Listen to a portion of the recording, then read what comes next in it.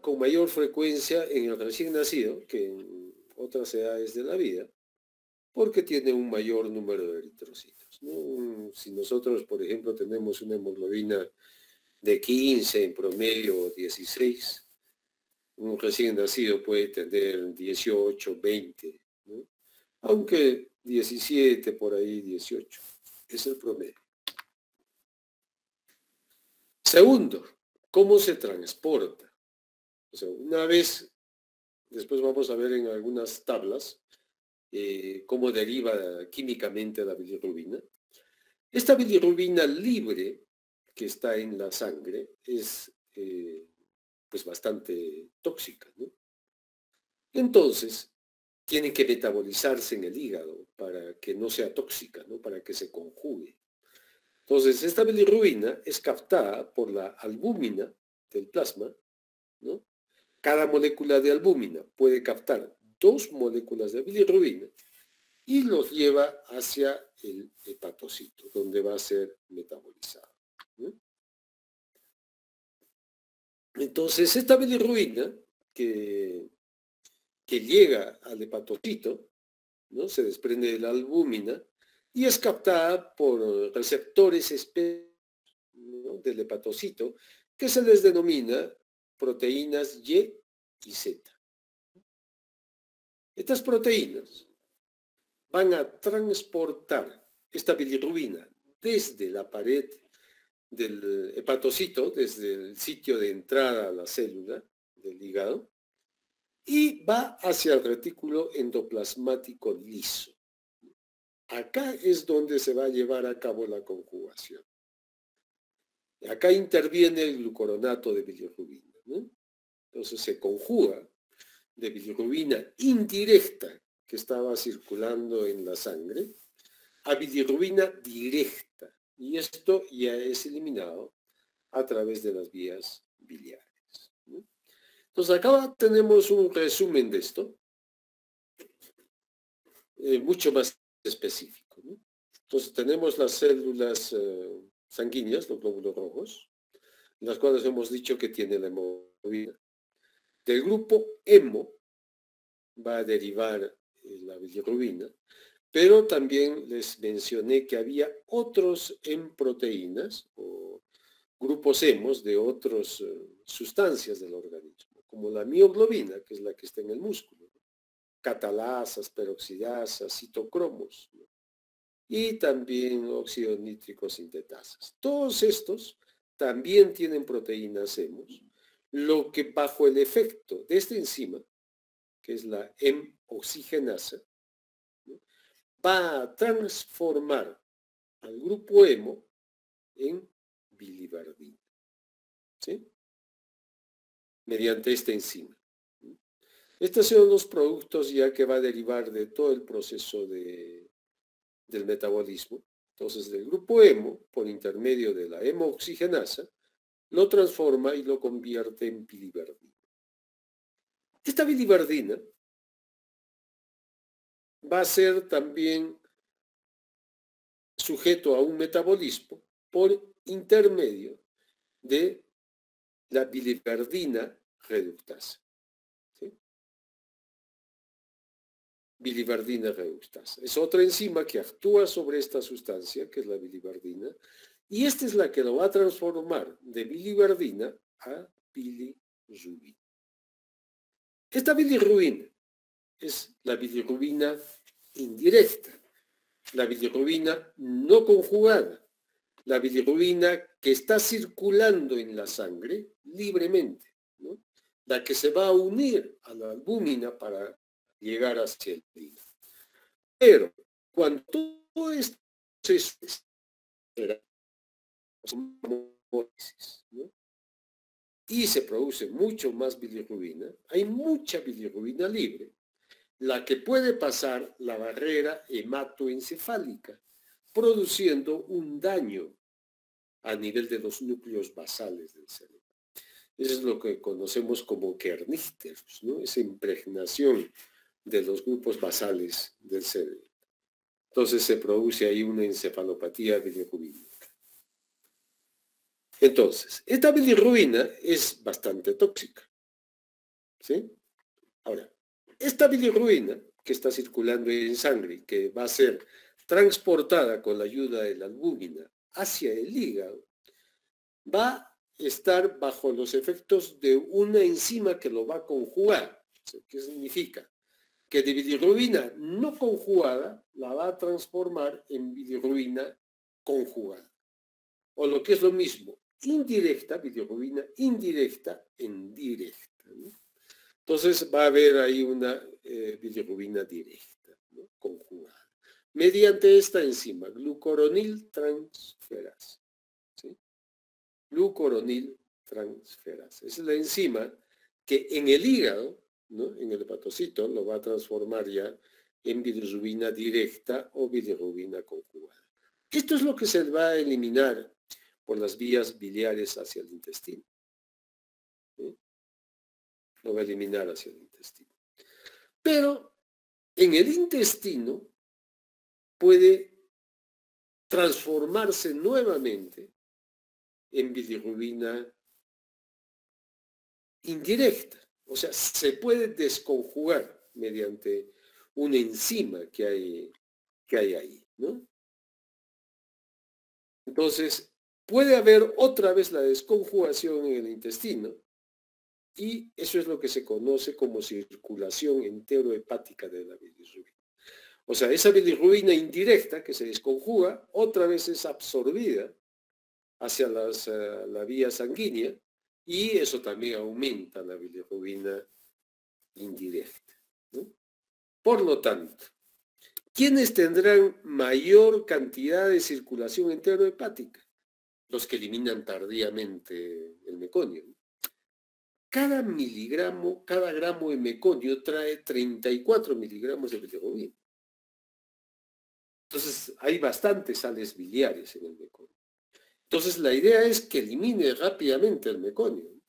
Y en eso ayuda mucho el contacto precoz y la lactancia. Cuando no hay esta succión, es como que el peristaltismo es más lento. Entonces, aumenta la circulación enterohepática de la bilirrubina. Este es uno de los motivos por los cuales esos niños que tienen deshidratación por falta de aporte, en las cuales puede haber este aumento de la circulación enterohepática, pues tienen más ictericia, ¿no? Porque esa ictericia por este mecanismo está más relacionado a los deshidratados por falta de aporte de leche. ¿Okay? Entonces, eso es el mecanismo.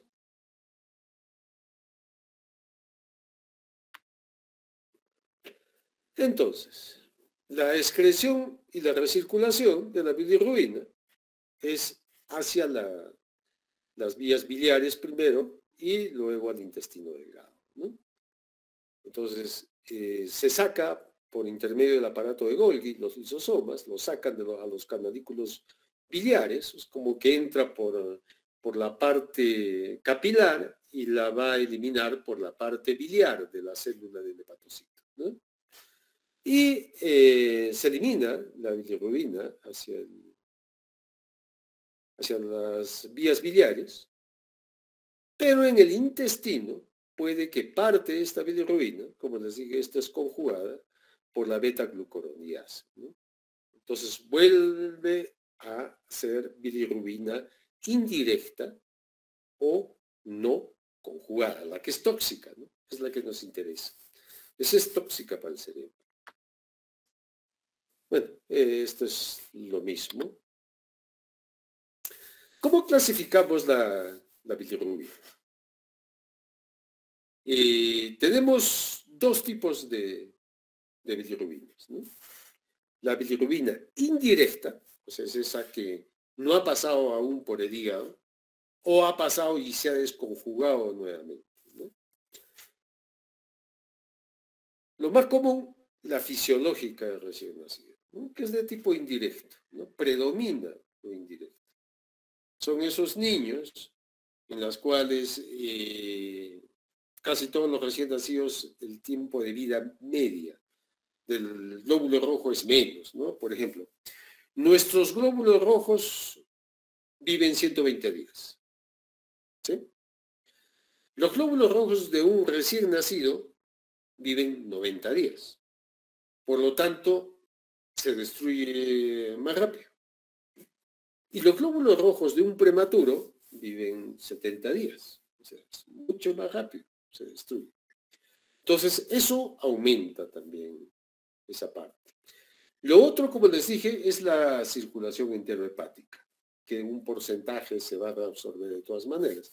Entonces, lo que hay que hacer es que no sea exagerado esto y que se elimine el meconio, ¿no? Y que elimine poco. La otra es la inmadurez mismo del hígado de los neonatos, que hace que no metabolice rápidamente la bilirrubina que le ofrece, ¿no? Entonces, eso hace aumentar un poco también la bilirrubina de tipo indirecto.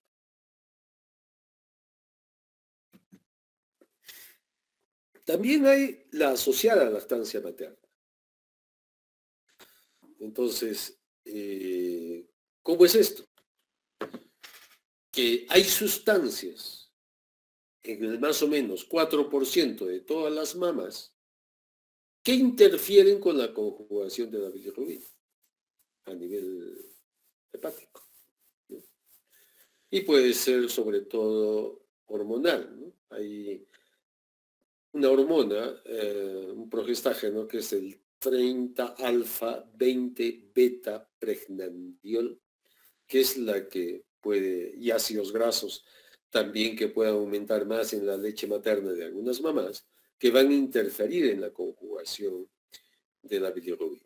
Y esta ictericia, que es asociada a leche materna, pues puede durar desde 3 semanas hasta incluso 10, 12 meses, ¿no?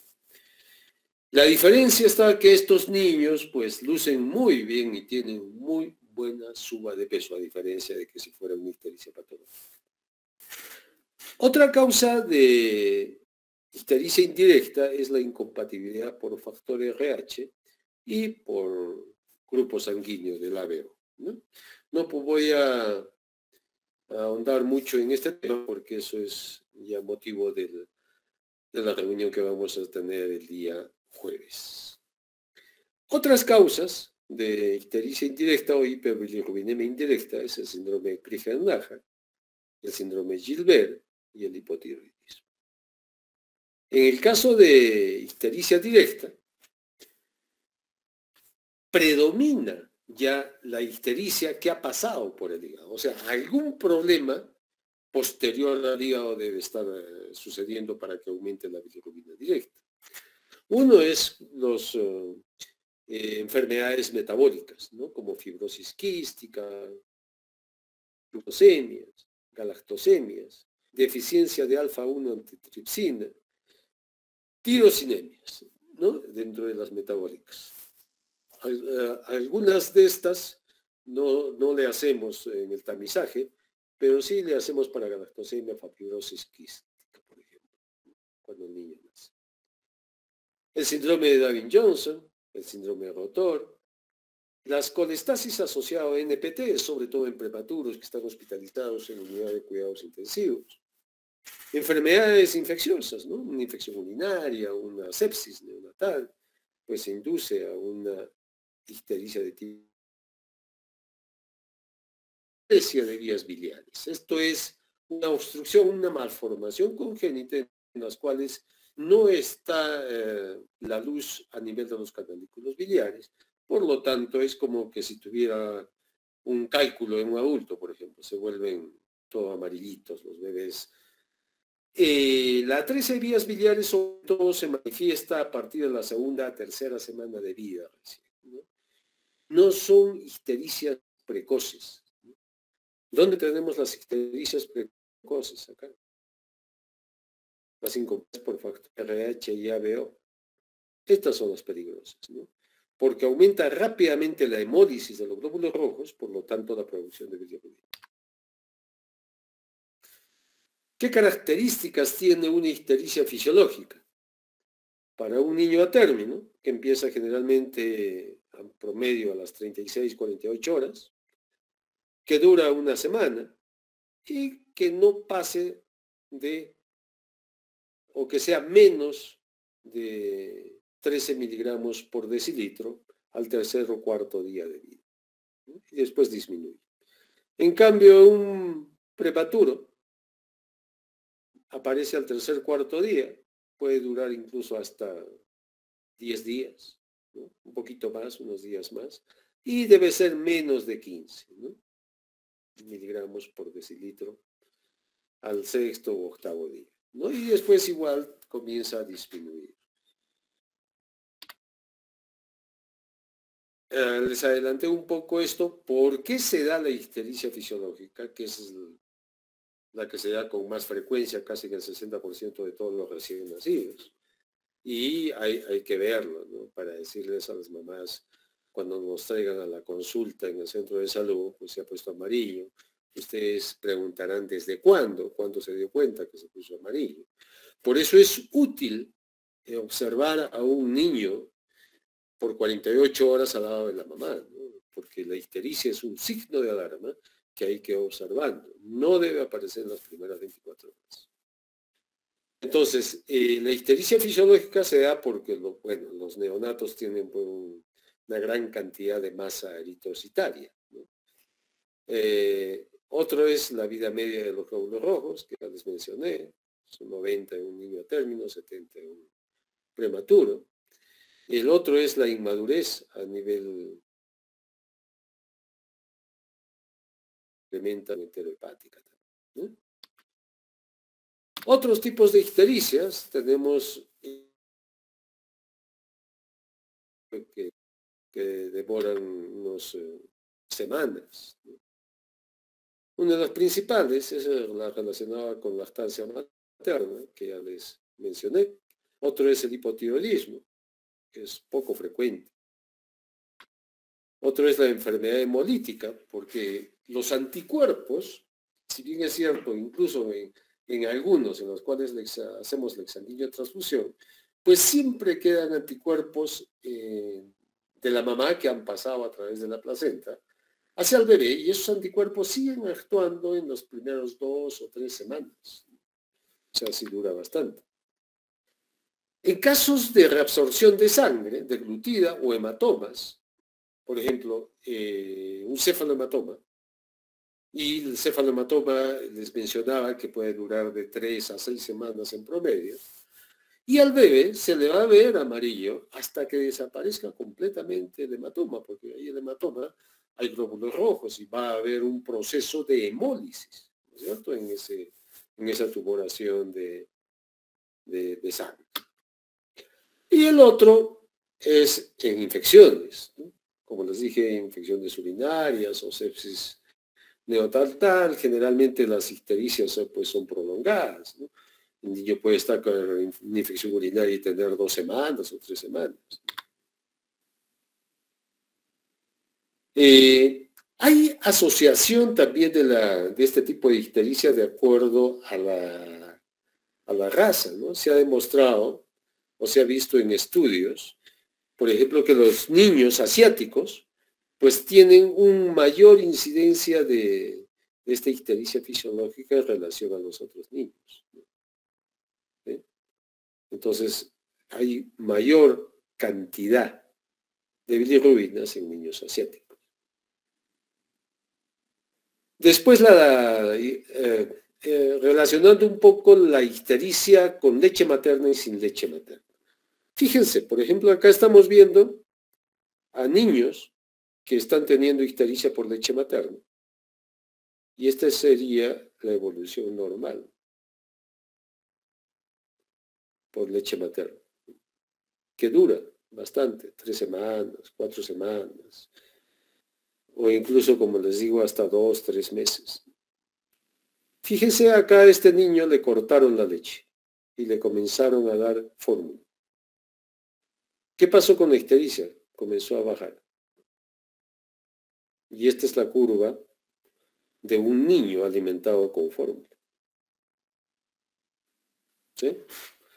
Entonces, antiguamente, y les estoy mencionando hace 30, 40 años, ¿qué es lo que hacían con esto? Le suspendían la lactancia, ¿cierto? Por eso había este tipo de estudios. Y también era cierto que disminuía la intensidad de la ictericia. Pero después de unos días, otra vez si le reiniciaban la leche materna, pues otra vez aumentaba la ictericia, aunque no llegaba tanto a valores iniciales de presuspensión, pero igual aumentaba otra vez la ictericia. Entonces, ¿cuál es la solución? La solución no es quitarle la leche materna y darle fórmula. No es ningún problema la ictericia por leche materna, a no ser que sea muy exagerado la suba, ¿no? Que ahí podría entrar en fototerapia. Pero no hay indicación de suspensión de la leche materna porque presente este tipo de ictericia. Como le digo, más relacionado a la presencia de la leche materna de algunas hormonas o ácidos grasos. En cambio, a diferencia de la ictericia fisiológica, tenemos la ictericia patológica. La ictericia patológica es una situación en la cual la velocidad de hemóliso o destrucción de glóbulos rojos hace que produzca mucha cantidad de bilirrubina, de tal manera que se exceden los niveles de metabolismo o de tolerancia que tenemos en el organismo de los recién nacidos. Y por lo tanto, este aumento brusco o acumulación brusco de esta bilirrubina de tipo indirecta que no se puede metabolizar, puede dañar al nervio auditivo, produciendo sordera, o puede dañar al sistema nervioso, sobre todo central, ¿no? Impregnando los núcleos basales del cerebro. Y eso da pues crisis convulsivas, ¿no? Y secuelas en el desarrollo, que se conoce como encefalopatía bilirrubínica o kernícterus, ¿no? El kernícterus es el cuadro anatomopatológico y el cuadro clínico le llamamos encefalopatía bilirrubínica. ¿En quiénes se da este tipo de ictericia patológica? Por las incompatibilidades. Y hay dos antígenos, dos grupos de antígenos, ¿no? Uno es el grupo ABO, ¿no? Todos, absolutamente todos, estamos enmarcados en estos grupos, ¿no? De ser grupo A, grupo B, grupo AB o grupo O. Todos vamos a estar en uno de esos. ¿En quiénes se presenta la ictericia patológica por incompatibilidad? Sine qua non, condición básica, necesaria. El niño tiene que ser del grupo A o B. ¿Sí? Primero. El niño, el recién nacido, tiene que ser del grupo A o B. Hijo de una mamá del grupo O. ¿Sí? No hay otra forma en las cuales haya ictericia patológica. ¿Ok? Como les digo, para el jueves vamos a hablar de esto, ¿no? Y la otra es la madre, que es RH negativo, y sine qua non también el bebé tiene que ser RH positivo. Acuérdense, grupo O significa sin antígenos. Por lo tanto, la mamá le produce anticuerpos. RH negativo de la mamá significa sin antígeno, D en ese caso, ¿no? Que es el antígeno del RH negativo. Y le produce anticuerpos contra el bebé que es positivo, diferente. Tienen la misma explicación fisiopatogénica, ¿no? Que nos los van a explicar bien sus compañeros el día jueves. Entonces, yo puedo tener una bilirrubina no conjugada elevada. Bilirrubina por enfermedad hemolítica, en las cuales la causa es la hemóliso, destrucción de los glóbulos rojos, y bilirrubinas por enfermedad no hemolítica. O sea, no es la causa que se destruyan los glóbulos rojos. Por lo tanto, hay otros motivos. En el caso de enfermedad hemolítica, o sea, destrucción de los glóbulos rojos, ¿cuáles son las características? ¿Qué le vamos a pedir a un recién nacido. Recuento de reticulocitos, ¿no? Y ahí vamos a encontrar que está elevado, ¿no? Más allá del 10% de todos los glóbulos van a ser reticulocitos. Que haya disminución de la hemoglobina, lógicamente. Tiene que haber disminución del hematocrito o de la hemoglobina, porque hay destrucción de los glóbulos rojos. Es hemolítico. El CUMS, positivo, porque es hemolítico. Puede ser por grupo o puede ser autoinmune inclusive. Se da en el caso de incompatibilidad RH, en incompatibilidad ABO, o ante la presencia de antígenos menores, ¿no? De tipo KEL, por ejemplo, otros de subgrupos, ¿no? O antígenos menores, que es también inmunológico. ¿Qué pasa si hay hemólisis? Le hago el test de CUMS y es negativo. Puede ser otro tipo de problemas o patologías. Por ejemplo, la presencia de glucosa 6-fosfato deshidrogenasa, las cuales hay hemólisis. Pero el CUMS me sale negativo porque no es de tipo inmunológico. O la esferocitosis, en las cuales se pierde la forma del glóbulo rojo. Y el organismo pues destruye estos glóbulos rojos con esferocitosis porque los identifica como que no son normales o ya están muy viejitos, ¿no? Entonces, el CUMS me hace identificar el tipo de patología que puedo tener ante la presencia de una enfermedad hemolítica. En los dos casos hay hemólisis, pero uno puede ocurrir con CUMS positivo y otro con CUMS negativo. Por eso siempre tenemos que pedir la prueba de CUMS. El otro es una enfermedad no hemolítica. Igual, hay una ictericia exagerada, pero no es el origen la destrucción de los glóbulos rojos. Por lo tanto, si no hay destrucción de los glóbulos rojos, no hay una reacción de la médula ósea para producir reticulocitos. Entonces, encontramos que el recuento de reticulocitos están normales. Y acá puede ser otras causas. Por ejemplo, un cefalohematoma, ¿sí? Hay ictericia. Pero no es porque haya una hemólisis, ¿no? Inmune. En el caso de policitemia, ¿sí? No es cuestión de que haya causa de reacción antígeno-anticuerpo. Sencillamente hay mucho glóbulo rojo, por lo tanto hay mayor muerte de glóbulos rojos o destrucción de glóbulos rojos, en el caso de policitemia. Y otro es en la circulación enterohepática exagerada, el caso que hemos comentado, ¿no? Niños que no tienen buena lactancia, que no ha habido un aumento del peristaltismo y buena eliminación del meconio, entonces el meconio ha permanecido más tiempo en el intestino y ha habido mayor reabsorción de bilirrubina.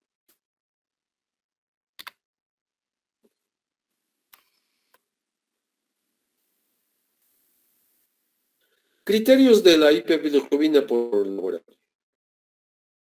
¿Cuál es el momento en que decimos, oye, eso está mal? En el caso de incompatibilidad de RH, muchas veces nosotros le hacemos el dosaje de bilirrubinas en cordón, o sea, apenas nace, sangre de cordón. Si encontramos más de 4 miligramos al nacer, o sea, en sangre de cordón, pues ahí ya son criterios de inicio, ¿no? O más de 6 en las primeras 12 horas, no debería haber. O más de 10 en las primeras 24 horas. Más de 13 en las primeras 48 horas y más de 15 en cualquier momento después del tercer día de vida. Eso hay que estudiarlo, hay que pedirle análisis. Probablemente esos son los niños que vamos a llevar a fototerapia, ¿no? De inicio.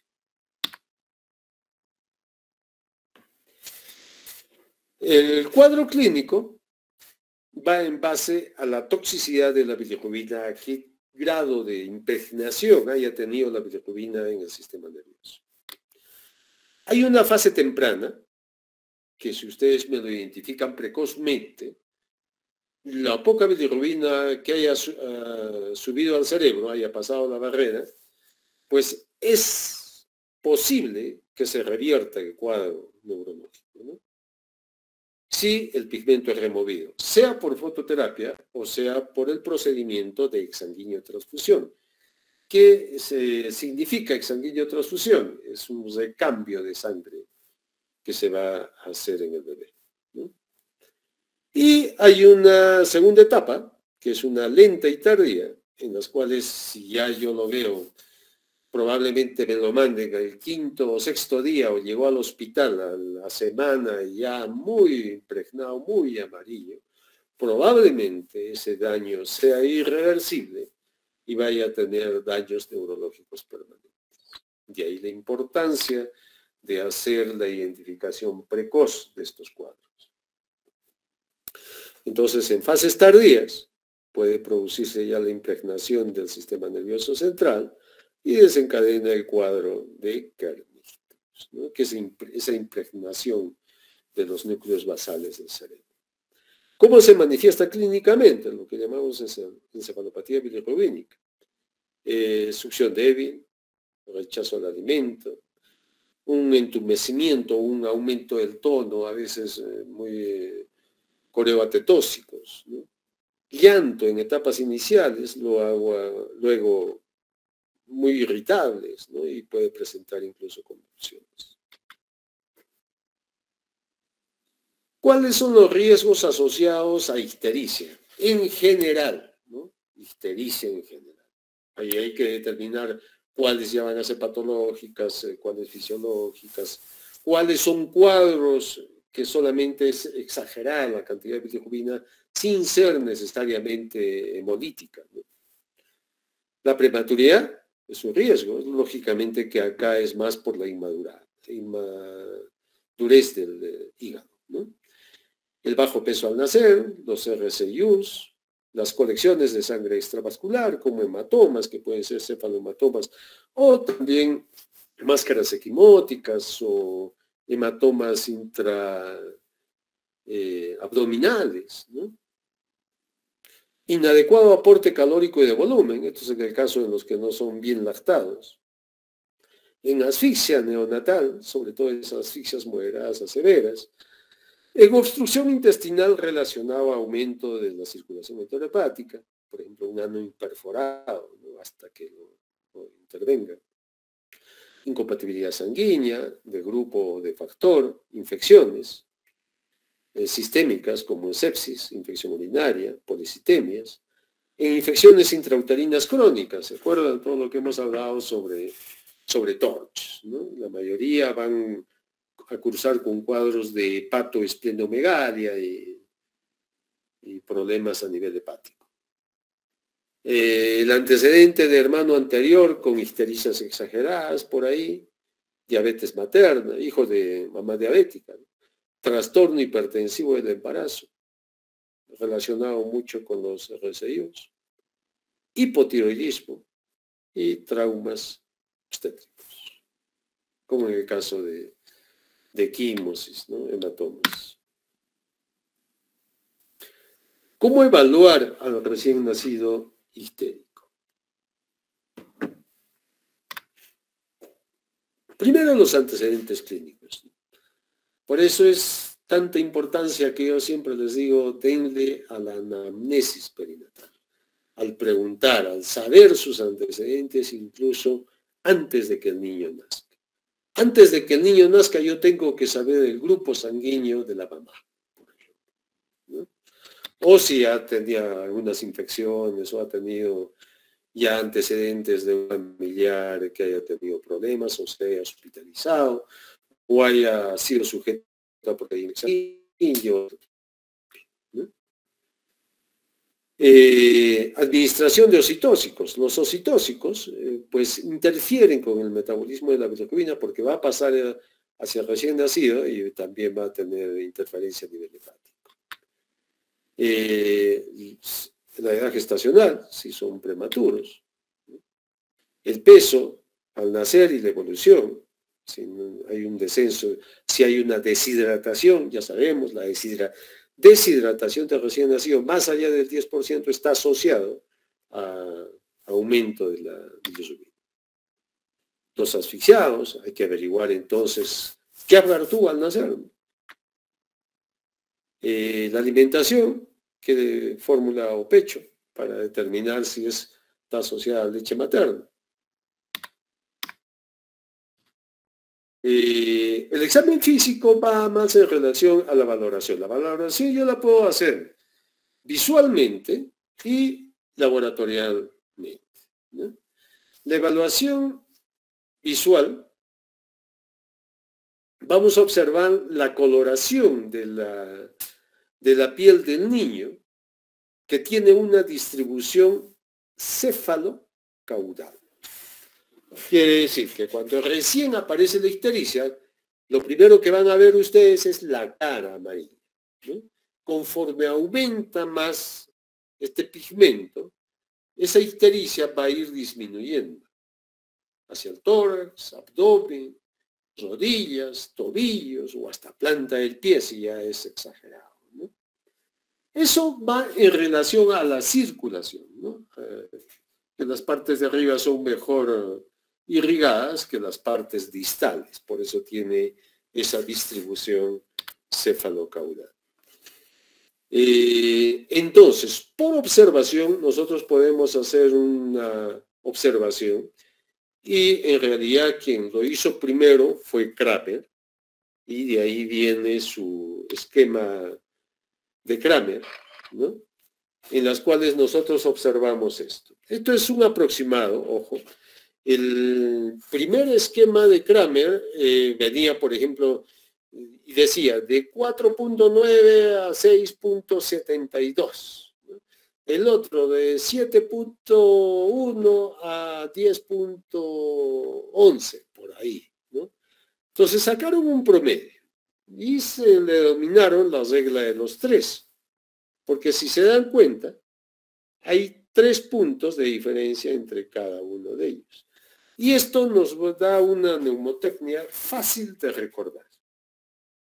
Entonces, si yo tengo nivel 1, que es en cara, eso es más o menos 6 miligramos, que está hasta acá, hasta el cuello. ¿Sí? 6 miligramos por decilitro. Y veo que el resto está rosado, ¿no? Si la ictericia va hasta tórax, a todo el tronco, decimos que es 9. Si está hasta ombligo, decimos que es 12. Si está hasta rodillas, decimos que es 15. Y hasta talones, decimos que es 18. Si está hasta la planta del pie o más, tiene 20 o más miligramos por decilitro de bilirrubinas totales. Entonces, ¿hasta dónde sería fisiológico? ¿Sí? Hasta el ombligo, ¿no? Fisiológico. 1, 2 y 3, ahí es fisiológico. Que esté acá y hay que estudiarlo, ¿no? Que llegue ya a las rodillitas, hay que estudiarlo. Con mayor razón si está más abajo. Ahora, esta es la forma visual. Esto siempre hay que corroborarlo con algún test cutáneo o con algún análisis de laboratorio de bilirrubinas. Entonces tenemos unos aparatitos nosotros en el hospital que es como un sensor que se pone en la frente y en el tórax y sacamos un promedio que se llaman bilirrubinómetro transcutáneo. Bilirrubinómetro transcutáneo. ¿Sí? Entonces utilizamos esto para niños que tengan ictericia después de las 24 horas. Evitamos un poco con esta ayuda que estarles pulsando a todos los bebés, sacándoles sangre para hacer análisis. Nos ayuda bastante, es un análisis de bilirrubinas que nos da en miligramos por decilitro, no invasivo. Pero si la ictericia aparece en las primeras 24 horas, no hay forma de utilizar el BTC, ¿no? El bilirrubinómetro transcutáneo. Tenemos que hacer de todas maneras dosaje sérico. O sea, siempre que haya una ictericia precoz, esa que aparece antes de las primeras 24 horas, tiene que hacerse dosaje sérico, ¿no? En sangre. ¿Qué hacemos? Hematocrito, recuento de reticulocitos, porque esto nos va a dar idea de si hay hemólisis o no, ¿no? Grupo sanguíneo IRH, básico. Acuérdense que ya tengo yo el de la mamá, ¿no? La mamá de todas maneras tiene grupo sanguíneo IRH que ustedes le han pedido ya durante los controles prenatales, o la obstetra en todo caso, ¿no? Pero está ya en su cartilla, ahí su grupo sanguíneo. Después de que nace, igual hay que hacerle el CUMS directo. Directo es en el niño e indirecto es cuando se hace el CUMS en la mamá, ¿no?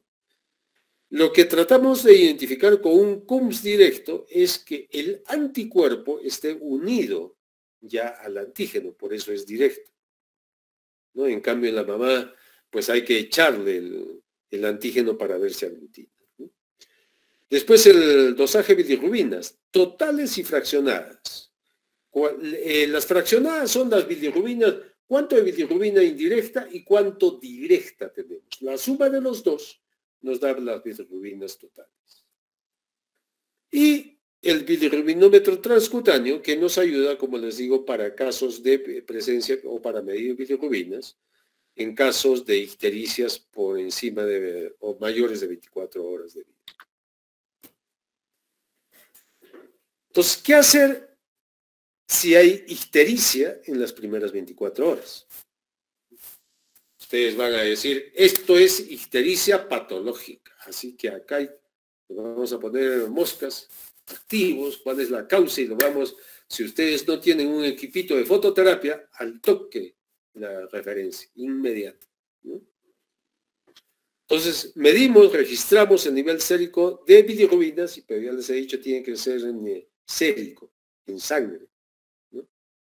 Inmediatamente, preferentemente, una vez identificado, tienen 2 horas para tratar de hacer el dosaje, ¿no?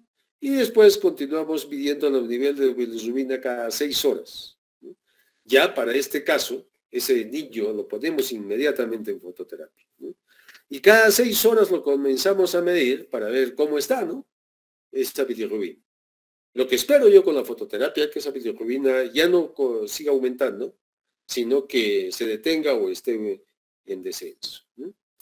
¿Hasta cuándo estar? Hasta que esté por debajo de los umbrales de tratamiento de acuerdo a las tablas, ¿no?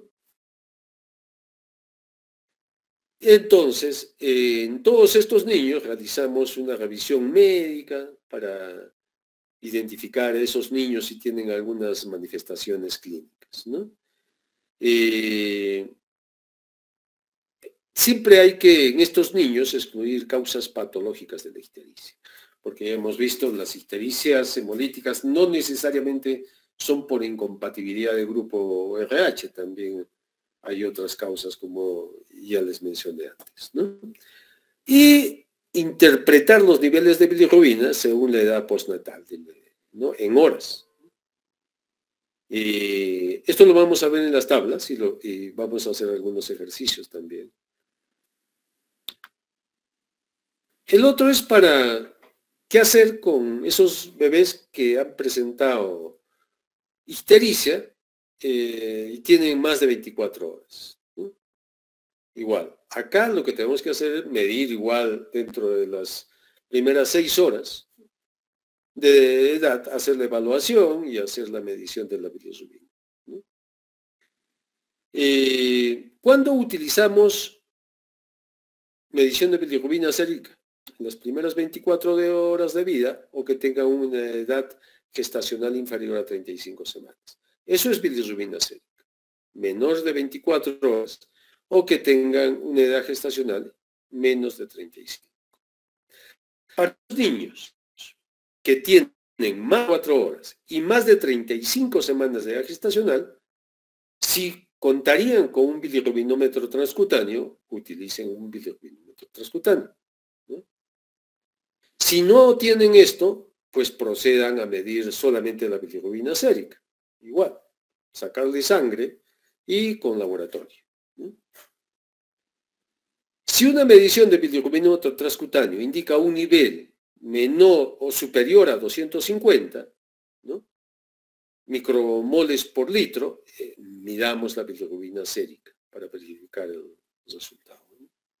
Tengan en cuenta que micromoles en relación a miligramos es 17.1 micromoles por miligramo, ¿sí? A veces nosotros nos acostumbramos a ver solamente miligramos, pero acá traten de dividir, o dividan 250 entre 17.1. Y eso es más o menos 15, ¿no? 14.6 me sale. Si hablamos de bilirrubina, si les dan el informe sobre miligramos por decilitro, 200, que sea menor de 250 micromoles o menor de 15 miligramos por decilitro, ¿no es cierto? En ese caso, si supera esos valores, medimos bilirrubina sérica, y si no sobrepasa, pues solamente con bilirrubinómetro transcutáneo. Una vez que estén por encima de los valores, o que estén cerca a los valores, nosotros tenemos que tomar una decisión. Y eso va ya de acuerdo a las tablas, ¿no? Este es el nomograma de la Academia Americana de Pediatría, que fue publicado en 2004, acá tienen la referencia, en las cuales identifican el riesgo que tiene ese niño en relación al valor de bilirrubinas. La Academia Americana de Pediatría utiliza miligramos por decilitro. El NICE utiliza micromoles por litro, ¿sí? Miligramos por decilitro para la Academia Americana de Pediatría y micromoles por litro para el NICE. Entonces, acá fíjense lo que hace una relación del valor de bilirrubinas con la edad postnatal en horas. Entonces, por decir, ustedes encuentran un niño de 48 horas que tenga 15 de bilirrubinas, vienen acá. 48 horas y 15 están acá. A los 2 días está en 15. Entonces, ¿en qué zona está? Está en zona de alto riesgo. ¿Alto riesgo de qué? De tener problemas de impregnación, de que tenga problemas neurológicos, ¿no? Para ese niño, si estaría entre 13, por ejemplo, que está acá, hasta 11, sería un riesgo intermedio alto. Si estaría entre 11 y 9, sería un riesgo intermedio bajo. Y si estaría por debajo de 9, estaría en la zona de bajo riesgo. Entonces, esta tablita nos permite que ustedes la tienen en la web, pongan nomás Academia Americana de Pediatría y Ictericia, tablas de Butani, y les va a salir de este, ¿no? Este es del subcomité de ictericias de la Academia Americana de Pediatría. Fue publicado en el Pediatrics, ¿no?, que es su órgano de publicaciones en Estados Unidos. Hasta ahora en Estados Unidos se usa esto, ¿sí? Este fue un estudio muy grande que se hizo para sacar estas conclusiones, ¿no? O sea, no es algo que vaya a cambiar en el tiempo. Bueno, este es un algoritmo diagnóstico para ictericia. Cuando ustedes tengan un proceso ictérico, ¿qué hacer, ¿no? Después de los análisis, siempre sacar hematocrito, grupo sanguíneo, RH, CUMS, ¿no? Y los reticulocitos, ¿no? El recuento de reticulocitos, ¿no?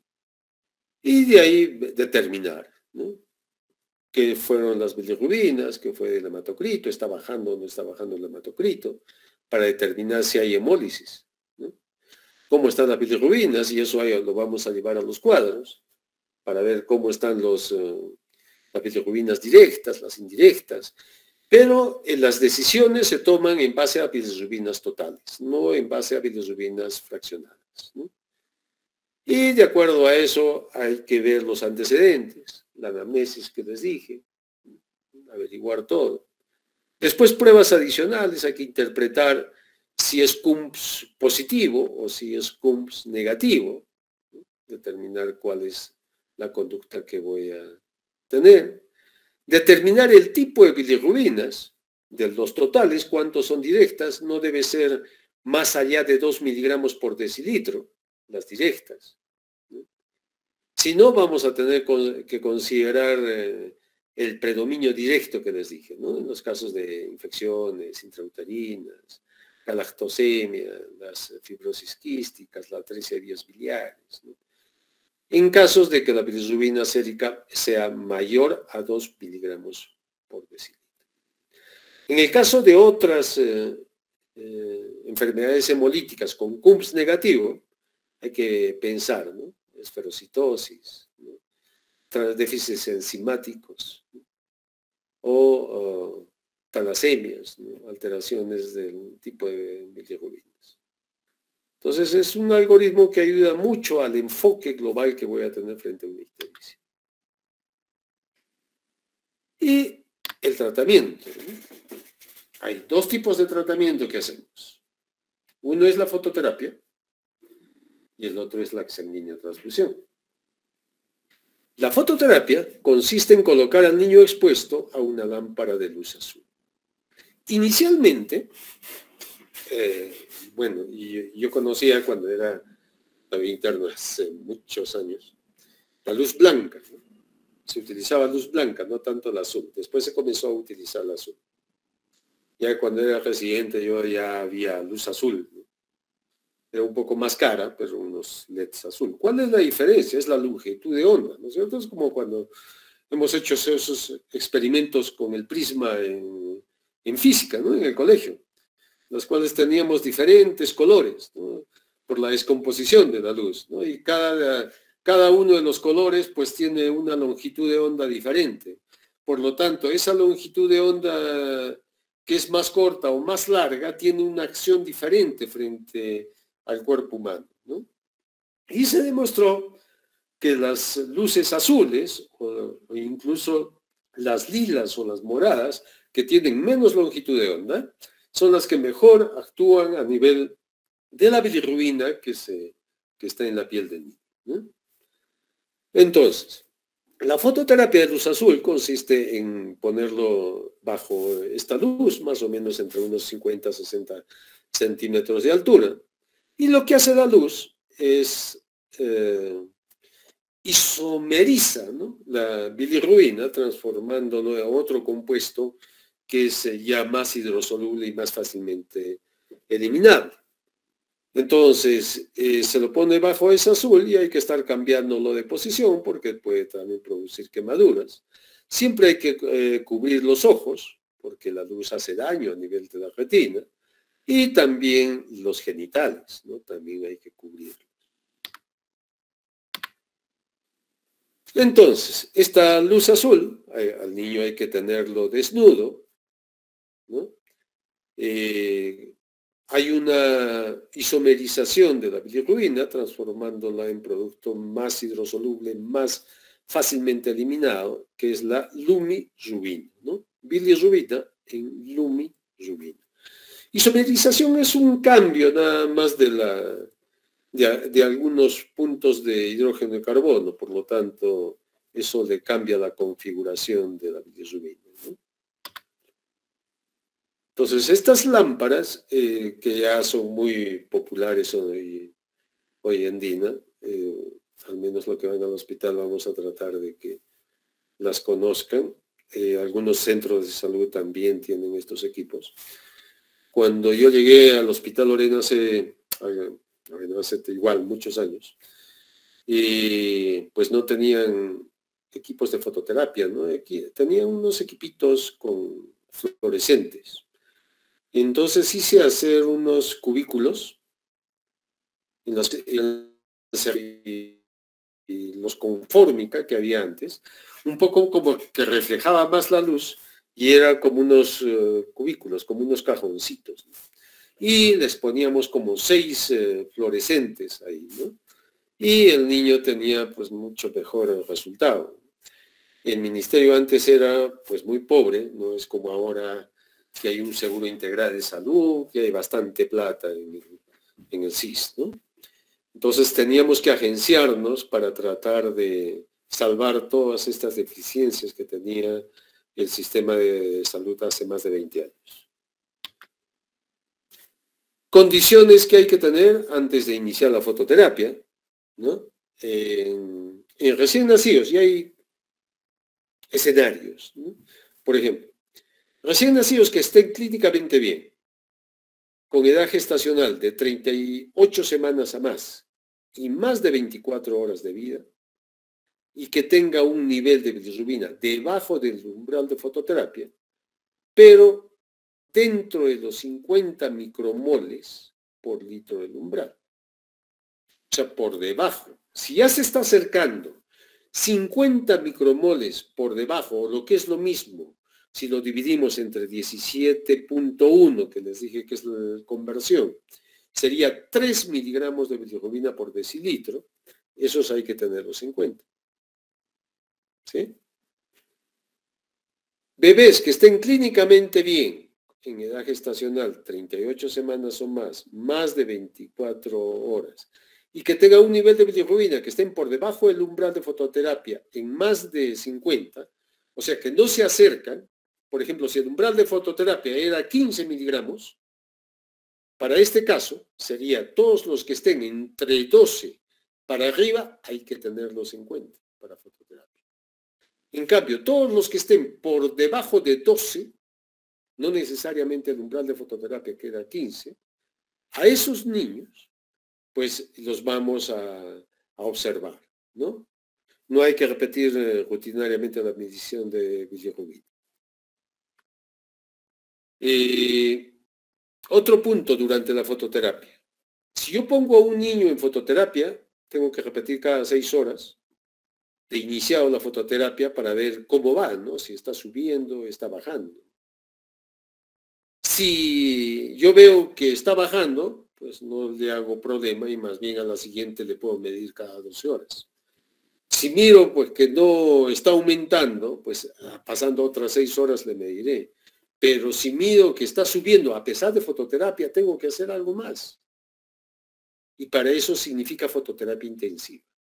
¿Qué significa fototerapia intensiva? Que voy a poner en vez de un equipo, 2 equipos. O sea, mucho más luz. Fototerapia intensiva. ¿Cuándo paramos la fototerapia?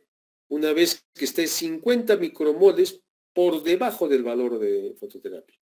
Como les explicaba, si el umbral de fototerapia era el 15, que esté 50 micromoles o 3 miligramos por debajo, hacia abajo, se suspende. Pero si está dentro de ese valor todavía cerca al indicador de fototerapia, todavía seguimos con la fototerapia.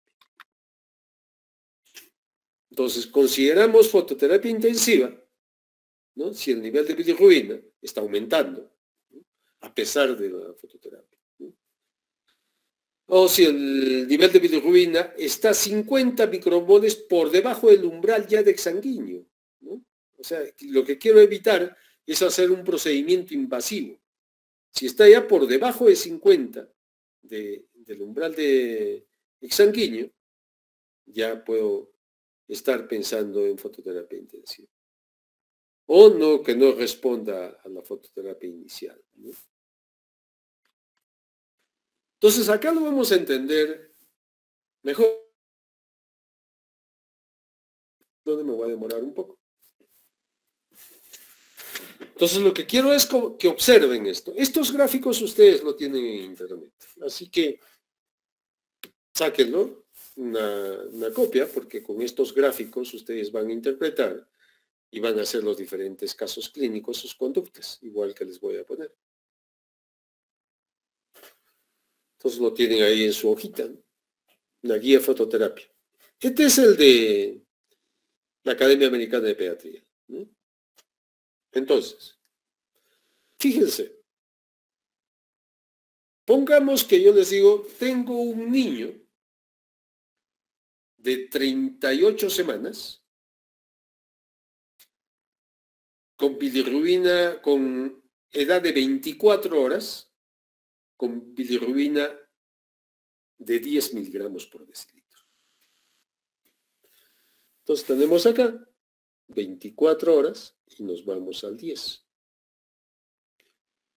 Fíjate dónde está. Y póngase que este niño, yo les digo, es un niño cuya mamá es grupo O y el bebé es grupo B. O sea, tiene un factor de riesgo. Fíjese dónde estoy. Ahí, ¿sí? Ahora, vamos a ir a cada una de las curvas. Ustedes van a tener acá 3 curvas. La primera curva, que es una línea continua, es el umbral de fototerapia para recién nacidos de alto riesgo. Alto riesgo significa que tienen factores de riesgo para hacer ictericia, ¿no? Y que tengan de 35 a 37 semanas de edad gestacional con factores de riesgo. ¿Sí? Este niño sería que tiene factores de riesgo, ¿no? Pero este niño no tiene 35 a 37, tiene 38. Entonces va a la siguiente línea, la línea discontinuas, estas líneas discontinuas que están acá. Ese es el umbral para fototerapia para niños mayores o iguales a 38 semanas de edad gestacional, más factores de riesgo, o para niños que están en 35 a 37 semanas y que luzcan bien, o sea que no tienen factores de riesgo, pero que están en estas edades. Estos 2 grupos entran acá. Este va a ser su umbral de fototerapia. ¿Sí? Y el terceras líneas, que estas las líneas punteadas, esta curva de líneas punteadas, son para niños que tengan más de 38 semanas y que luzcan bien, que no tengan factores de riesgo. ¿Sí? Entonces yo les presenté un niño a término que tenía 24 horas y que tenía 10. Estaríamos ahí. Pero sí tiene factores de riesgo. ¿Cuál sería su conducta? En este caso, pues está indicado la fototerapia, ¿no? ¿Y desde cuándo estaría indicado la fototerapia? Acá más o menos es 9 a ver, cada uno de estos es 6, 7, 8, 9. La fototerapia está indicado más o menos desde por ahí, 9.8, ¿sí? Por lo tanto, este niño está indicado a la fototerapia. Pero también les dije que hay que ver esto. ¿Qué pasa si yo tengo 3 miligramos menos? Y acá pongamos que sea 10. Yo desde el número 7, o sea, desde acá, si ya estaría en ese lapso, 7 u 8 o 9 la bilirrubina, ya hay que tener en cuenta de que este niño se está acercando a... Este es el margen de fototerapia, y todos los que estén 3 debajo, o 50 micromoles por litro por debajo, ahí vamos a ver que vamos a repetir la bilirrubina en 6 horas. Y vamos a considerar fototerapia. Acá ya está indicado la fototerapia. Pero acá, si estaría, en el caso de que estaría por acá abajo, consideraríamos la fototerapia, pero sí o sí le tendríamos que hacer un seguimiento a este niño en 6 horas para ver cómo va evolucionando. Ustedes tienen acá la correlación. Si se dan cuenta, acá tienen micromoles por litro y acá tienen en miligramos por decilitro. Entonces, el factor de conversión, ya les dije, son 17.1 a 1. ¿De dónde hemos sacado esto? De acá, ¿no? 10 miligramos es igual a 171 micromoles. Por lo tanto, 1 es a 0.1 micromoles por litro. Ese es el factor de conversión que tenemos. Entonces, chicos, es la guía de fototerapia. ¿Bien? El otro es la exsanguíneo-transfusión. La exsanguíneo-transfusión es un procedimiento que se basa en un intercambio de sangre del recién nacido con otra sangre de un donador, ¿no? Y este recambio lo hacemos a través de la vena umbilical y lo debemos intercambiar isovolumétricamente. Quiere decir que si yo saco 15 mililitros, tengo que poner 15 mililitros de la otra sangre. Y así, en alicuotas, ¿no? ¿Cuánto recambio? Más o menos 2 veces la volemia total del recién nacido. Consideren la volemia total de un niño, en promedio unos 80-85 en un niño a término mililitros por kilo, por lo tanto 3 kilos, más o menos puede tener unos 250 mililitros de sangre. Ese sería todo un volumen de ese niño de 3 kilos. Y para ese niño que yo tengo 250, necesito 2 volúmenes. O sea, ¿qué necesito? 500 mililitros, medio litro de sangre. Y comienzo con un proceso de que saco 15 mililitros, por ejemplo, de sangre del bebé y le pongo 15 de la otra sangre. Acuérdense, esa sangre del bebé que tiene mucha bilirrubina, muchos anticuerpos y probablemente hay hemodis, por lo tanto hay anemia. Entonces, con una exsanguíneo transfusión, yo retiro los anticuerpos, ¿no? Retiro la bilirrubina y corrijo la anemia. Entonces, esos 3 objetivos tenemos con una exsanguíneo transfusión. Lógicamente, como cualquier procedimiento de tipo invasivo, tiene complicaciones, ¿no? De trombosis, de arritmias, de hipercalemia, ¿no? Por la destrucción de la sangre, ¿no? Hay eliminación del calcio y el aumento del potasio, y el aumento del potasio por la destrucción de los glóbulos rojos, pues es hipercalemia, ¿no?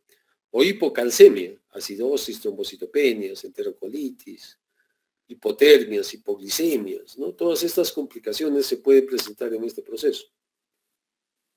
Esta es la tablita de la exsanguínea transfusión para niños mayores o iguales a 35 semanas de edad gestacional. En el caso que les dije, vamos a ver si era para exsanguíneo. ¿Se acuerdan? Esta es nuestra curva de indicación de exsanguíneo para ese niño de 38 semanas. Decíamos, 24 ya tenía, ¿cuánto hemos dicho? ¿Cuánto le dijimos? 13. 13, ¿no? Si tenemos 13, sería acá 1, 2, 3. Está por debajo. Vamos a regresar un rato. A ver, quiero ver acá. Acá estaría acá, ¿no es cierto? ¿Indicado fototerapia? Sí, está indicado, está por encima. Con 10 les dije, creo. 24 horas 10, ¿sí? Ya me acordé. Era 10 miligramos. Está indicado fototerapia, ¿sí? ¿Cierto? Sí, doctor. En 10. Vamos allá al otro, si está indicado la exsanguínea transfusión. Nuestra línea es esta, y para este caso estaríamos acá, para las 24 horas. O sea, no está indicado la exsanguínea transfusión.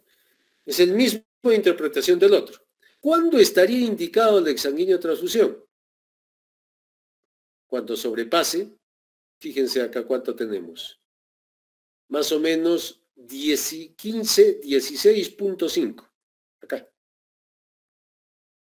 Si este niño tendría 16.5 o más de miligramos por decilitro de bilirrubinas, tendríamos que hacer el procedimiento de exsanguínea transfusión.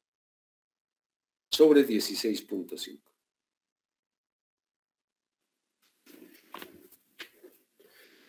¿Cuándo haríamos fototerapia intensiva? Si estamos 3 miligramos por debajo del 16.5. Significa hasta 13.5. 11, 12, 13.5.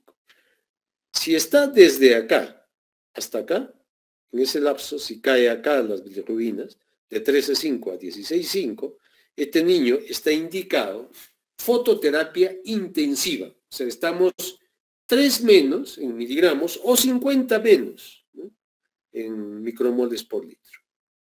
¿Ok? Y ahí haríamos fototerapia intensiva, desde acá hasta acá.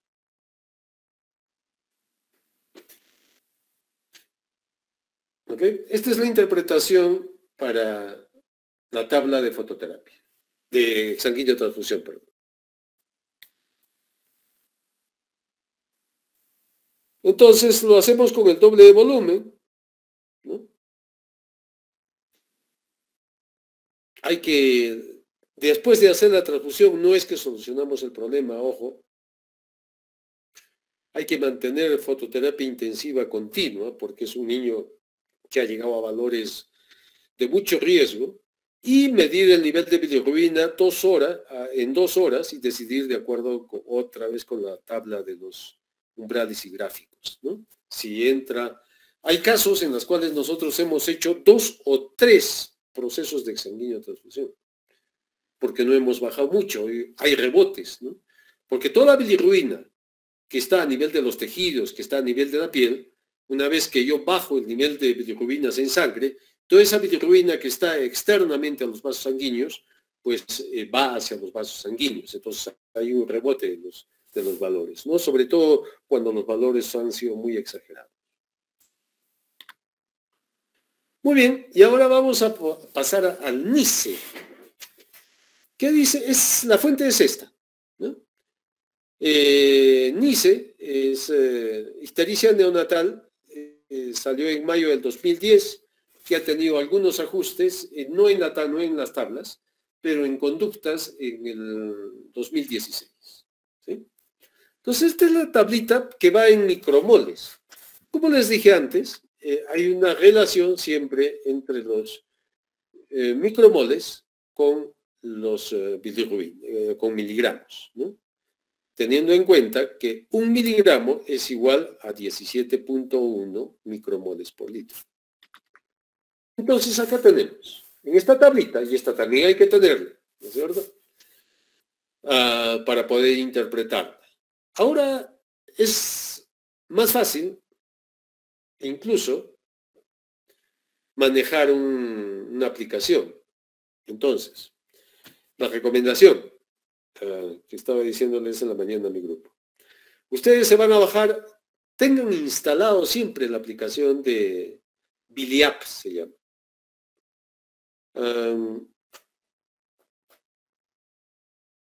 No sé si lo van a ver acá. El Biliap es Biliap, dice, y tiene como símbolo una gotita de sangre. Búsquenlo en los App Store.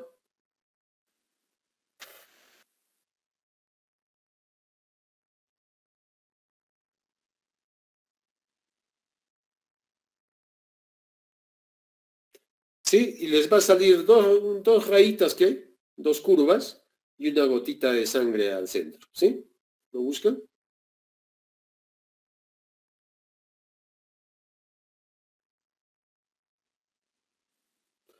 Lo que quiero es que lo instalen.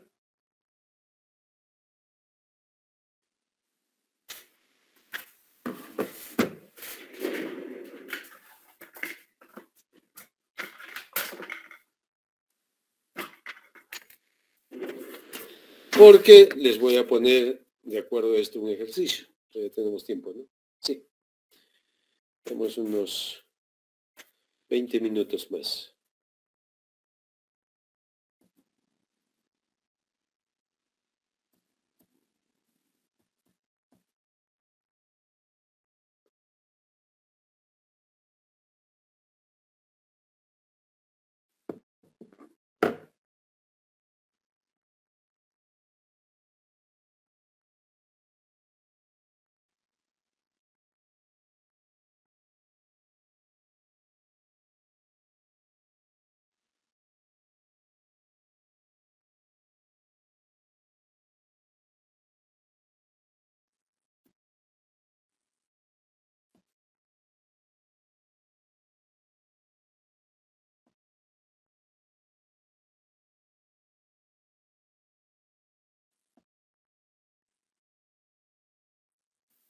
¿Me avisan si ya lo instalaron?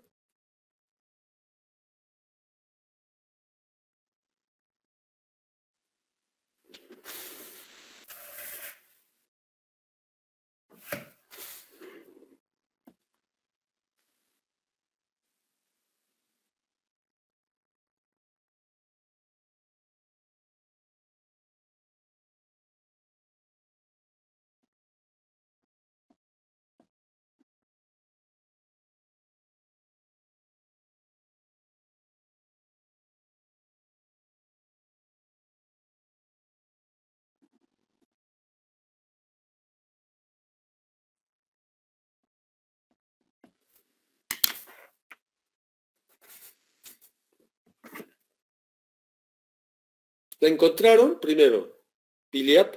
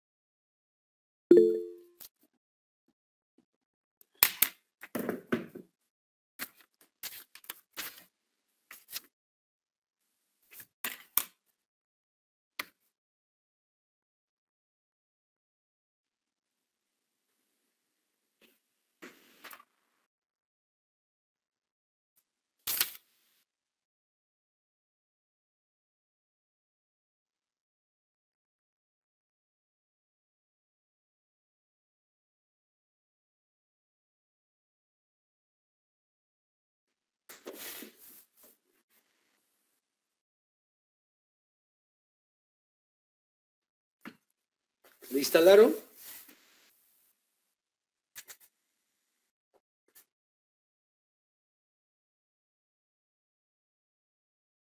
Doctor, no está con ese nombre, sino hay otra aplicación que es Bilimate.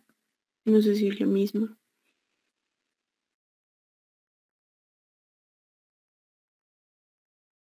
A ver, miren.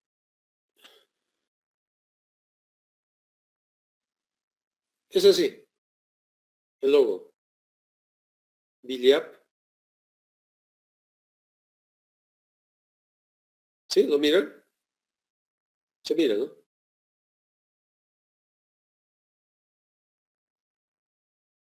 Sí, doctor. Biliap.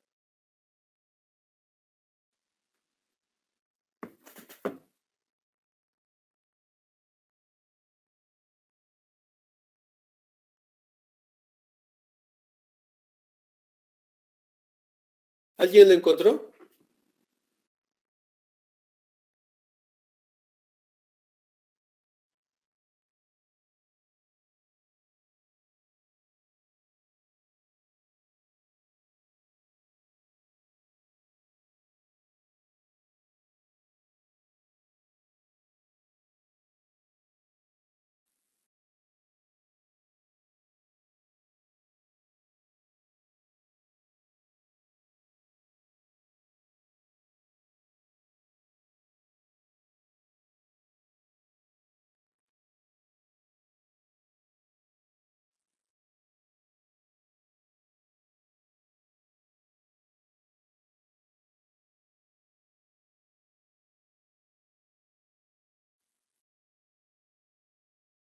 Ahí, sea para Android o sea para los que tengan iOS, ¿no? iOS.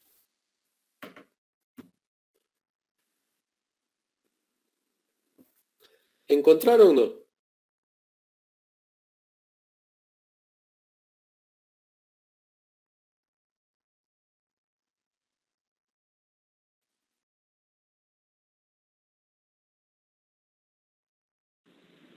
Creo que algunos sí, doctor, y algunos no todavía.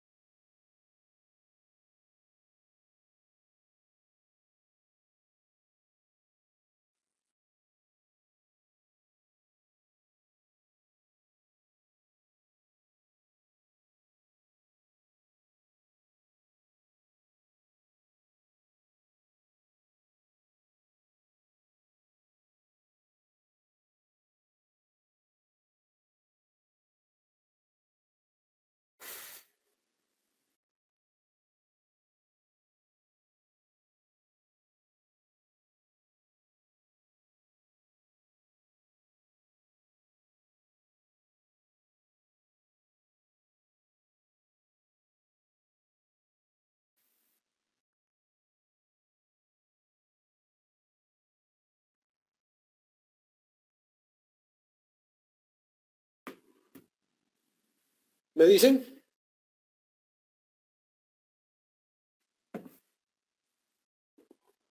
Si no, avanzaremos en forma manual nada más.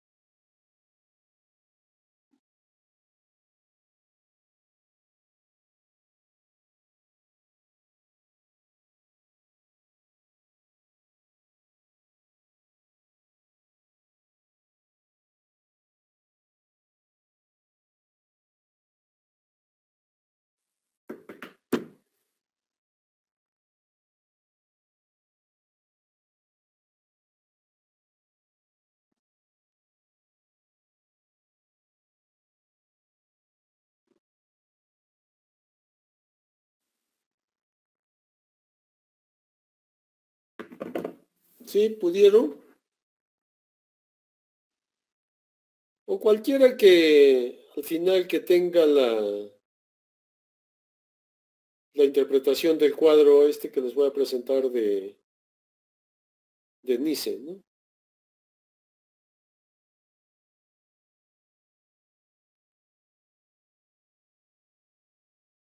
No sé por qué no lo pueden.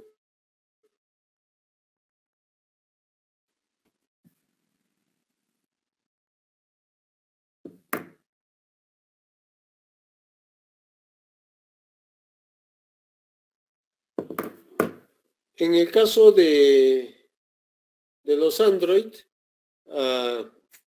yo tengo este, mire.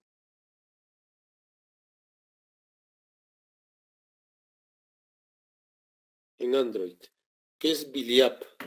Y en el caso de, que es un poco diferente, para ellos tengo así, esa gotita igual. Para los dos sistemas.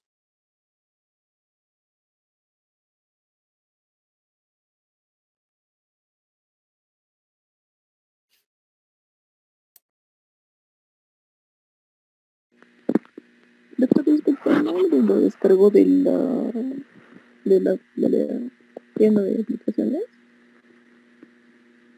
Está con el micrófono apagado, doctor. Que no te escuche, no te entiendo lo que hablas. En Android lo descargó de la tienda de aplicaciones o de dónde, doctor. En Android es Biliap o Bilimate.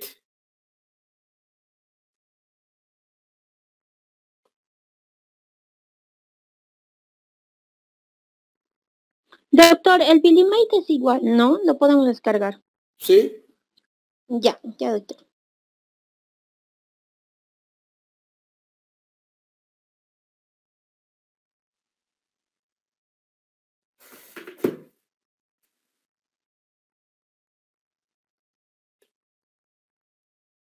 Para los del sistema iOS va como Biliap. Sí, doctor. Creo que es más fácil descargar en iOS que en Android.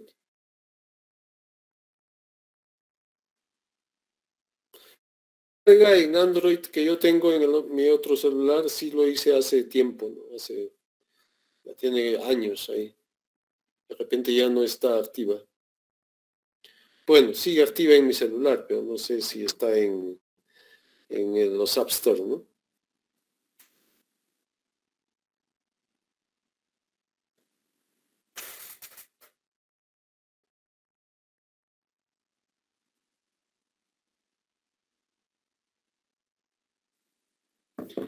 Listo, bueno, continuaremos porque esto sea lo último. A ver, después hacemos un pequeño ejercicio. Entonces, esta tablita va en relación igual a la edad en horas y a la cantidad de micromoles o miligramos. Esto está igual, ¿no? Si ustedes multiplican 5.88 por 17.1, probablemente vaya a estar por cercano a los valores que menciona la tabla, ¿no?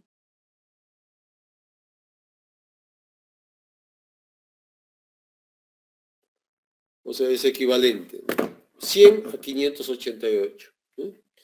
112 a 6.58. O sea, para estos valores, yo tengo una conducta que lo tienen acá abajo, ¿no? O sea, si está más de 100 a las 6 horas o más de 5.88, pero menos de los valores que siguen a la derecha, repetir la medición en 6 a 12 horas, ¿no? De acuerdo a la edad. O sea, ustedes se van a ubicar acá en la edad y van a tener, de acuerdo a eso, una conducta.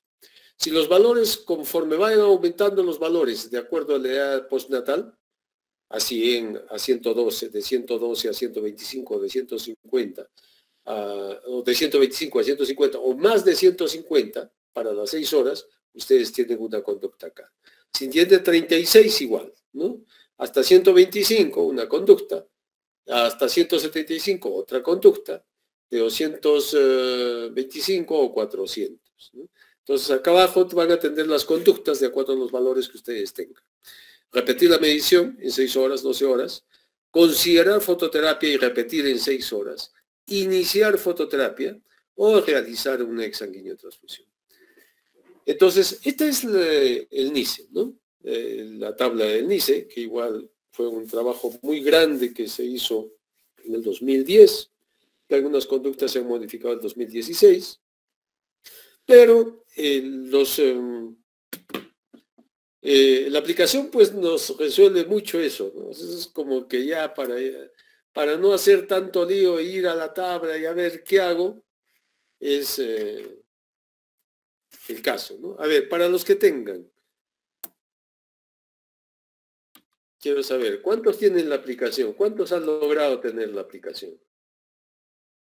Pónganme en el chat, a ver. ¿Cuántos han logrado descargar la aplicación? Ya.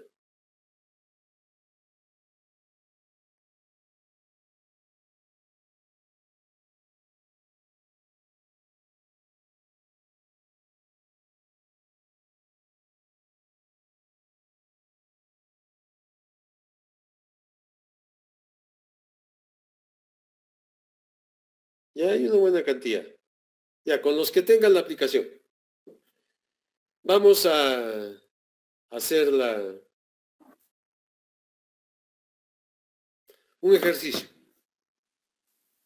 Entonces, si se dan cuenta, y yo también voy a empezar, tengo un niño de 37 semanas.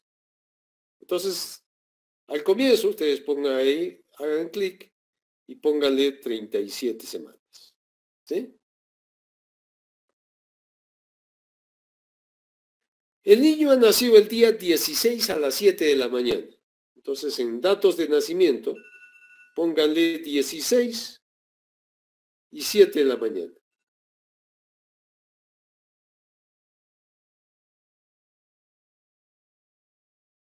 ¿Ok?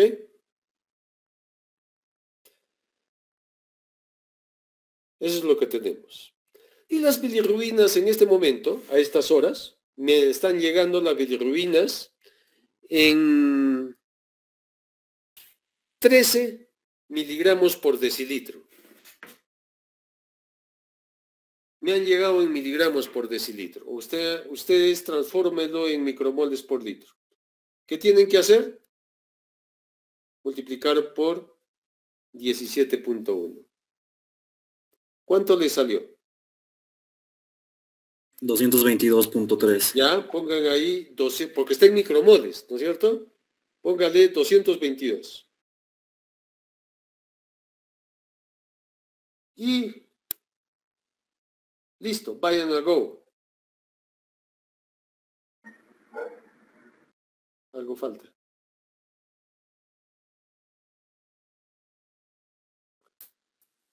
Son día 16, 7 de la mañana. Y listo. Ahí van a tener la explicación. ¿Sí? ¿Todos lo hicieron? Entonces dice arriba, ¿no? Basado en las guías de NICE del 2010, para los niveles de 222 micromoles por litro, ¿no? Y tiene 27 horas de vida, ya te sacó las horas. Dice, la acción sugerida, prepare exsanguíneo transfusión y fototerapia intensiva, que ahí lo ponen como iniciar una fototerapia múltiple.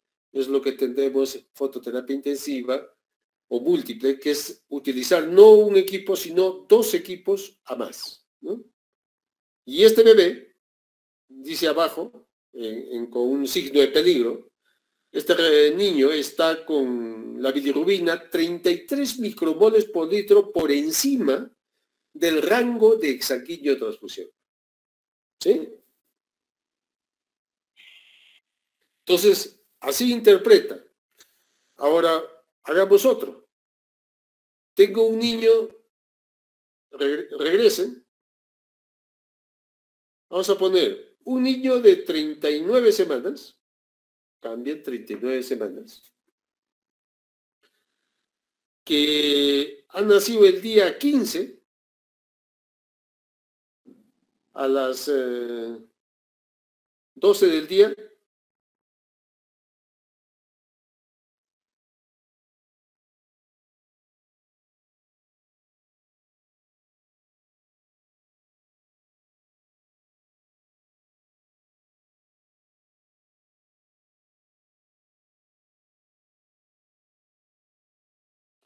¿Ok? Y tiene un valor de bilirrubina de 15. ¿Cuántos micromoles es? 256. Ya. 256. Y vayan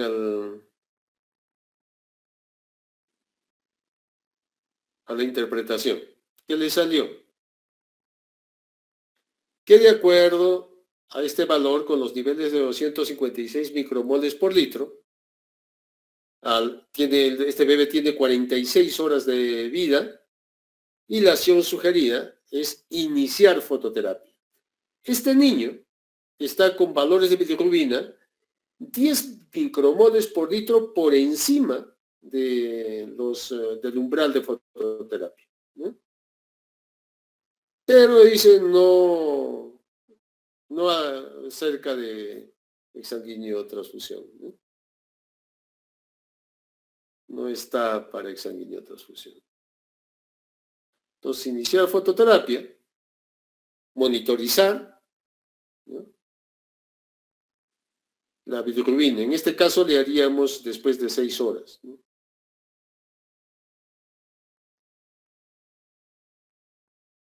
Más abajito, sigan subiendo, y ustedes van a tener ahí la tabla, ¿no?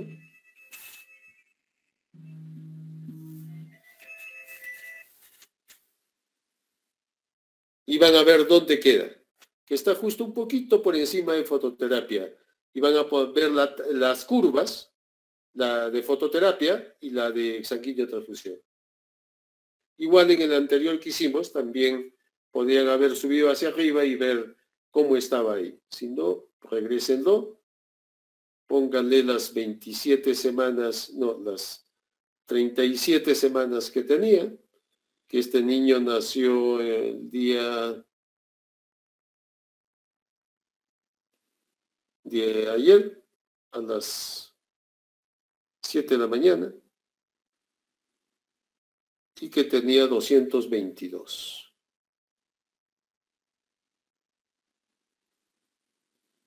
Igual vayan y van hasta abajo y ahí van a encontrar que el puntito verde está por encima del rango de la curva de fototerapia, ¿no?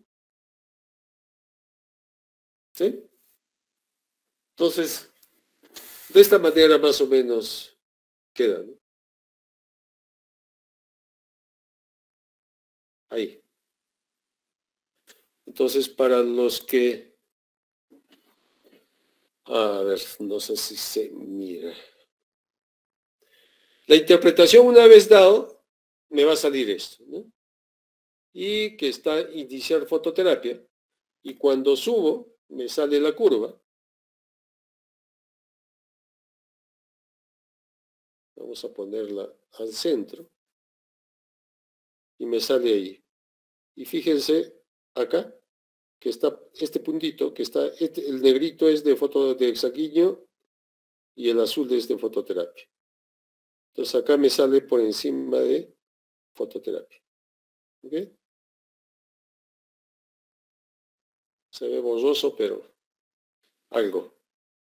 Entonces, sí, pues en este tiempo ya no es como hace muchos años que nosotros teníamos todo un impreso, unas tablitas, de acuerdo a las tablitas teníamos nuestro folder ahí en el servicio y íbamos al folder, interpretábamos, ¿no? Y tomábamos una decisión. Pues ahora se nos han simplificado las cosas, siempre la tecnología y los avances hace que nos simplifique nuestro trabajo. Entonces, con esta aplicación es fácil tratar de tomar una decisión. ¿Okay? Entonces, actualmente, pues lo que tienen que hacer ustedes es aprender a manejar la aplicación. En los tiempos es así, nos tenemos que adaptar de acuerdo a los avances. ¿Ok? Listo, si tienen alguna pregunta. Creo que me faltaba todavía un poco esto.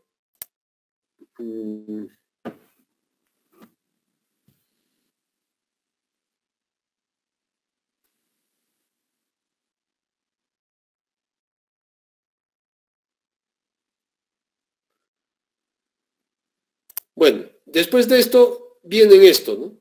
Estas son las tablas de acuerdo a cada edad. O sea, para cada edad gestacional hay una diferente tablita. Y ustedes lo van a encontrar igual en la web, ¿no? Para cada edad gestacional las tablas son diferentes. Por ejemplo, si yo tengo este para 34 semanas, fíjense cómo va aumentando y después hasta llegar al final, para la curva de sanguíneo-transfusión y fototerapia. Fíjense cómo sería para un niño de 38 semanas. Varía la tabla de sanguíneo-transfusión. Y también la de fototerapia. Estos son los umbrales, ¿no? Esto está en micromoles. NICE siempre da en micromoles. Entonces esto para 38 semanas. Si fuera 34 tendría este. La de 30 también tiene diferente curva. Pues la interpretación es diferente. ¿Ok? Otra para terminar ya.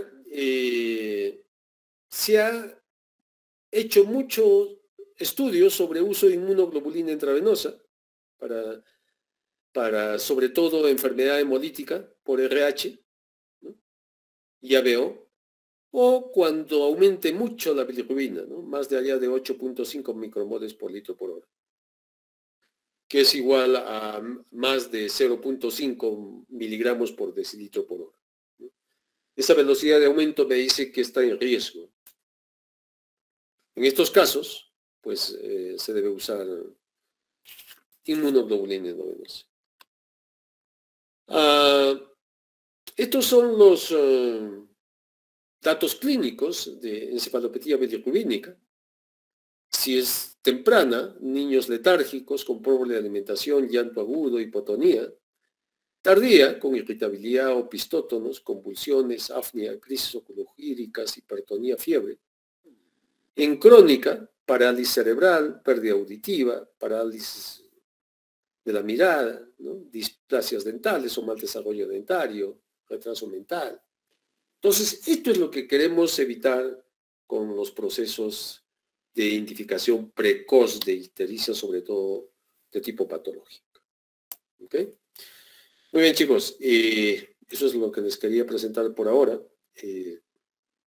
Vamos a tener una reunión de casos clínicos y que les voy a presentar netamente para todo el grupo como clase casos clínicos de ictericia y de hipoglicemia, que son dos patologías que más me interesan que desarrollen capacidades ustedes. Muy bien, si tienen alguna pregunta, alguna duda.